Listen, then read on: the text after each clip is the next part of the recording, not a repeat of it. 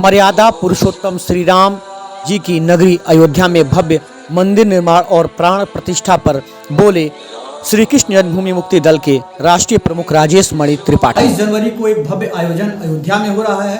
रामलला अपने स्थान पे विराजित होने जा रहे हैं और बड़ा ही भव्य कार्यक्रम है। पूरे देश और विदेश से मेहमान आ रहे हैं, इस पल के साक्षी बनेंगे। आइए बात करते हैं, क्योंकि आप लोगों ने भी काफ़ी समय दिया है और काफ़ी संघर्ष किया है राम जन्मभूमि को लेके। क्या इस कार्यक्रम को लेके आपकी सोच है? 22 तारीख को अयोध्या आप जा रहे हैं, या आपका किस तरह का आयोजन है? राजेश मणि जी, आपका बहुत बहुत स्वागत है यूपी सुपरफास्ट न्यूज में।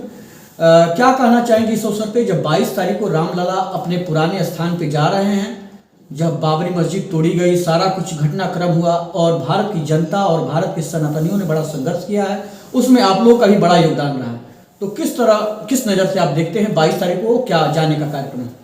ऐसा है, ये हम लोगों के इससे बड़ा सौभाग्य की बात कुछ हो ही नहीं सकती है कि मेरे सामने जिसके लिए हमने कमलेश जी ने लगातार संघर्ष किया, वो सपना पूरा हो रहा है और भगवान श्री राम जी का भव्य मंदिर बन रहा है।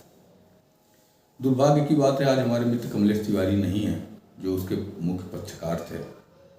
हम लोगों ने राम जन्मभूमि के लिए सरकारें कोई भी हों, हर सरकारों में लाठियां खाए हैं, जेल गए हैं।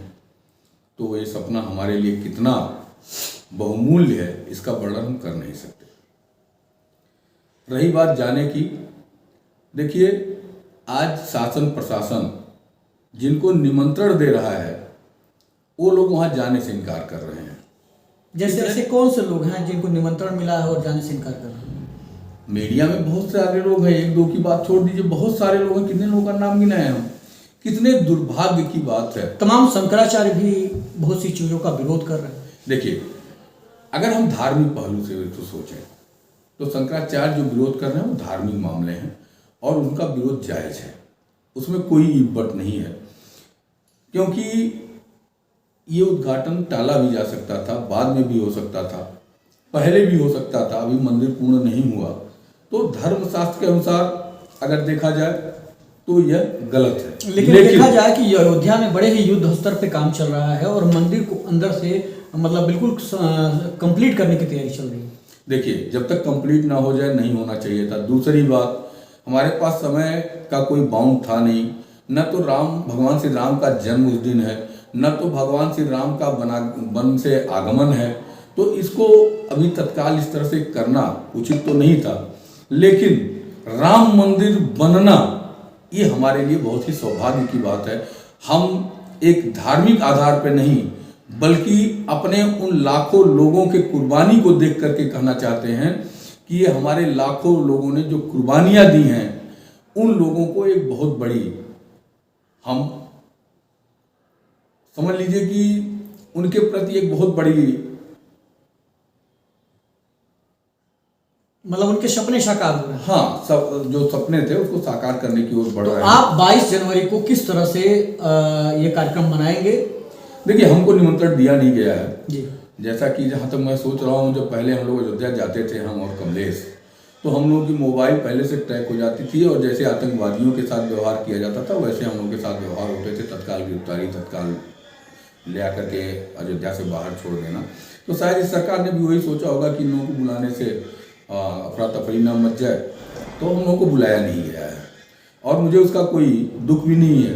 कारण क्या है कि हमारे भगवान श्री राम का जो भी जिस भी तरह से आगमन हो रहा है, जिस तरह से दिवाली मनाई जा रही है, हाँ, प्राण प्रतिष्ठा हो रही है, तो निश्चित तौर पे दिवाली मनाया जाना चाहिए और वो बहुत सुचारू रूप से होना चाहिए। अगर मेरे जाने से अगर सरकार को लगता है किसी प्रकार की खलल हो सकती है तो मुझे जाने की जरूरत भी नहीं है।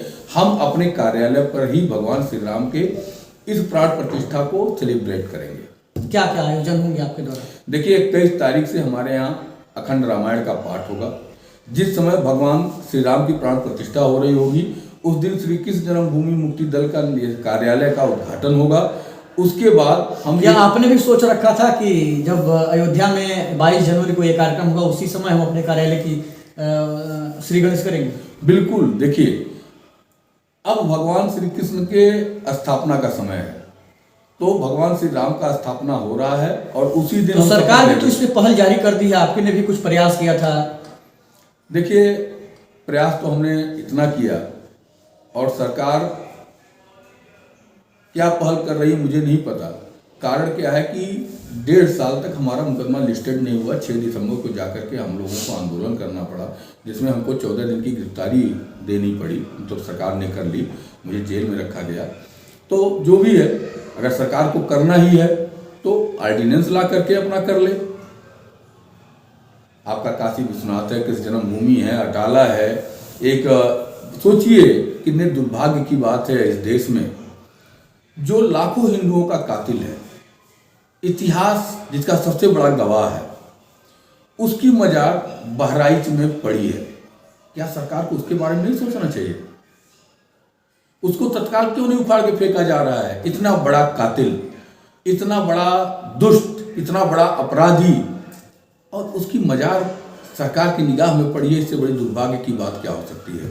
उसके लिए भी हम प्रयास में लगे हैं और बहुत जल्दी उस पर भी अच्छा, 22 जनवरी को और क्या क्या कार्यक्रम होने? कार्यालय के उद्घाटन के बाद कार्यालय का उद्घाटन होगा, उसके बाद माँ बंगलामुखी का मैं हवन यज्ञ करूंगा और उसके बाद लोगों में कोशिश करूंगा कि जो भी मेरी आर्थिक स्थिति उस समय बनेगी उस अनुसार लोगों की मदद के लिए मैं कुछ क्या करूँगा। दीपोत्सव का भी कार्यक्रम आपके द्वारा किया जाएगा? मैंने पहले बताया कि भव्य दीपोत्सव का कार्यक्रम किया जाएगा। उस दिन हम पूरा दीपावली मनाएंगे लखनऊ लोगों में। के से क्या अपील करना चाहेंगे? लोगों से एक ही चीज़ अपील करना चाहेंगे कि आप इसको बहुत गंभीरता से लें। ये आपके अस्तित्व का प्रश्न है। भगवान श्री राम का मंदिर बनना हिंदुओं के अस्तित्व का प्रश्न है, सम्मान का प्रश्न है। इसको आप अपने अस्तित्व और सम्मान से जोड़ करके पूरी तरह एंजॉय करिए, अपने घर दीपोत्सव मनाइए और लोगों को ज़्यादा से ज़्यादा, जो गरीब लोग हैं, जो असहाय लोग हैं, उनको कोशिश करिए कि उनकी मदद हो जाए उस दिन। बहुत बहुत धन्यवाद यूपी सुपरफास्ट न्यूज़ से बात करने के लिए। बहुत बहुत धन्यवाद आपको। अभी आपने देखा राजेश मणि त्रिपाठी जी ने बड़ी बेबाकी से अपनी पूरी बात रखी और अपनी पूरी संघर्षों को भी बताया कि किस तरह से संघर्ष किया है और आज जो राम मंदिर बन रहा है बड़ा भव्य है।